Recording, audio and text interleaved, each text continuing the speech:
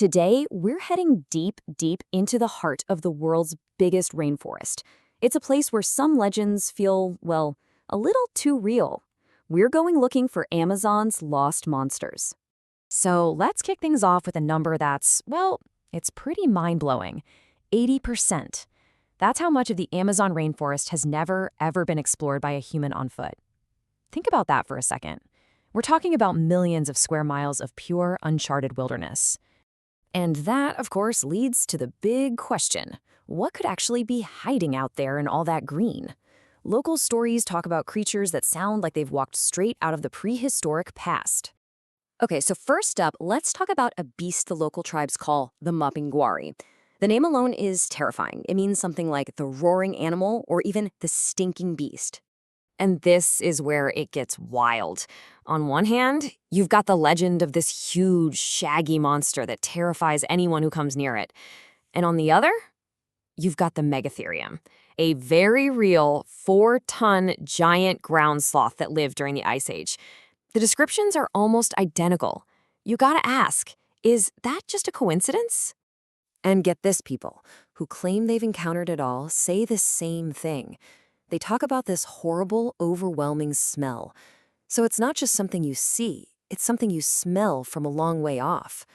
That kind of vivid detail, passed down for generations, makes you think they really saw something awful. All right, let's get out of the trees and head for the Amazon's dark, murky rivers. Because that's where you'll hear whispers of a snake so big it can take down entire boats. And again, science steps in and gives this legend a dose of terrifying reality. Everybody meet Titanoboa. This wasn't a myth. This was a real 42-foot-long snake, the biggest that has ever slithered on this planet. And guess where they found its fossils? Right there in South America.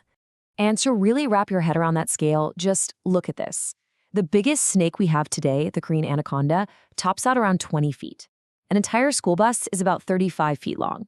But Titanoboa, a jaw-dropping 42 feet. It was literally longer than a bus.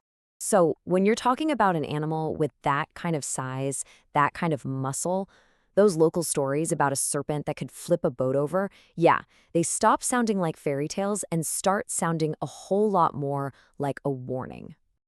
Okay, our last monster might just be the most fearsome of them all. They say he is the king of the deepest, most remote parts of the flooded forest. They call him the Caiman King. And would you believe it? The pattern holds. The legend describes a caiman of unbelievable size. And the fossil record? It gives us the Purussaurus, an 8-ton monster from the Miocene that would make a modern crocodile look like a gecko. Just let that number sink in. 8 tons. That's the weight of a city bus. This thing was an absolute beast, pure power and bite force. The Purussaurus wasn't just another animal in the food chain. It was at the very, very top. It was the undisputed king of its world. So you have to wonder, in those parts of the Amazon nobody can get to, could a ruler like that really have just vanished completely? Okay, so we've got these 3 mind-bending legends, and each one has a plausible, real-world, prehistoric counterpart, but what could possibly connect them to our world today?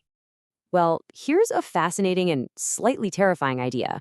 Some scientists think that as our planet warms up, the Amazon is actually becoming more like the ancient hothouse world that created these giants in the first place. The heat, the humidity, it could be turning into the perfect breeding ground for them all over again. So think about it. The ghostly ground sloth, a potential living Megatherium, the giant snakes from the river legends, with Titanoboa as their ancestor, and the Caiman King, a shadow of the mighty Purussaurus. 3 absolute nightmares, possibly making a comeback. And that leaves us with one last chilling thought. In that huge 80% of the Amazon we know nothing about, if these giants somehow, against all odds, managed to hold on, what else did? What other monsters are just waiting for us to find them?